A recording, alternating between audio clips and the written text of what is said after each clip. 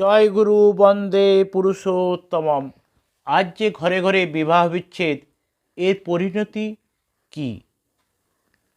শ্রী শ্রী ঠাকুর বলছেন বিয়ে টিকছে না, এর মূল কারণ কিন্তু বিবাহ নীতি ও বর্ণাশ্রম প্রথাকে অবজ্ঞা করার প্রভাব, যার উপর আমাদের জীবনে দাঁড়িয়ে সেটাকেই যদি আমরা গুরুত্ব না দিই, তাহলে অদ্যকি জীবনকে টিকিয়ে রাখা সম্ভব হবে? আর ধর্ম তো তাই, যা আমাদের অস্তিত্বকে ধারণ করে টিকিয়ে রাখে, যাতে সত্তার অপূরণ আপোষণ হয়, সংরক্ষণ হয়, তাই ধর্ম। যা আমার সত্তাকে ধ্বংস করে তা কখনো সৎ নয়, ধর্ম নয়। কিন্তু বর্ণাশ্রম অর্থাৎ বিপ্র, ক্ষত্রিয়, বৈশ্য, শূদ্র এই বিভাগগুলোকে বর্ণ বলে এবং সহ সংস্কারমূলক মানবের এই চতুর্শ্রেণীয় বিভাগকে বর্ণাশ্রম বলে। ওই বিবাহ নীতিকে অবজ্ঞা, অবমাননা করার অর্থই ধর্ম পালন থেকে বিরত থাকা, সমাজকে, দেশকে, রাষ্ট্রকে আরও দুর্নীতির, অধর্মের পথে ঠেলে দেওয়া।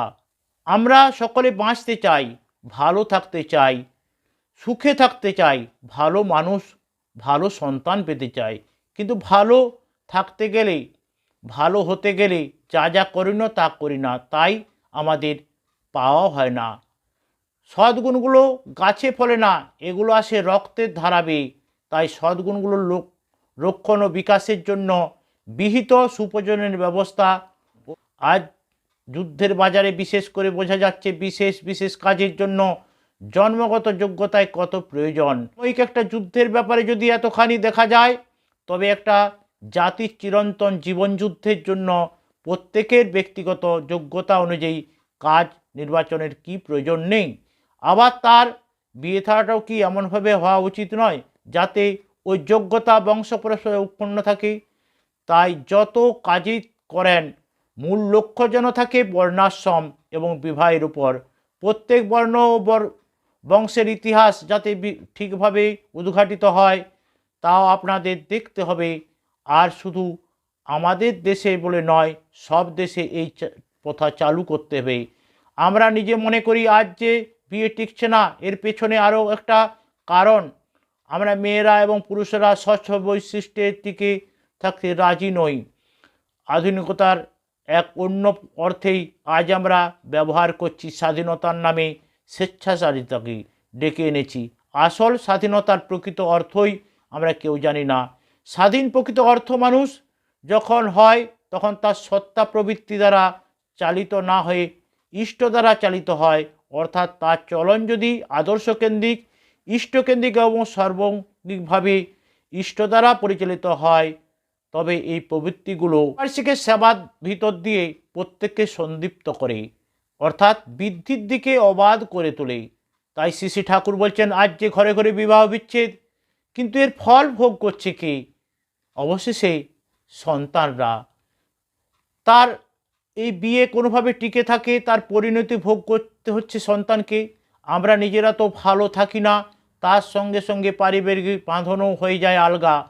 সেখানে না থাকে কোনো ভালোবাসা, কোনো ভক্তি, কোনো শ্রদ্ধা। কিন্তু আমরা সবসময় ভালো কিছু পেতে চাই, তার জন্য তো ভালো কিছু করতে লাগে। ভালোভাবে, সুন্দরভাবে, সুনিষ্ট এবং সুনিয়ন্ত্রিতভাবে জীবনযাপন করতে লাগে। যদি অভিভাবকরা সঠিকভাবে না চলেন, তাহলে তাদের সঠিক পথ কে দেখিয়ে নিয়ে চলবে? শ্রী শ্রী ঠাকুর কথা প্রসঙ্গ বললেন, স্বামী স্ত্রী পরিবারের অন্য সবার চলন হওয়া চাই যাতে গভীর ভালোবাসা, মিলমিশ, শান্তি, উন্নতি, আনন্দের আবহাওয়া সংসারে শত হয়ে ওঠে। তাছাড়া দাম্পত্য জীবনে এমনভাবে হওয়া উচিত যাতে উন্নত আত্মার আগমন সম্ভব হতে পারে।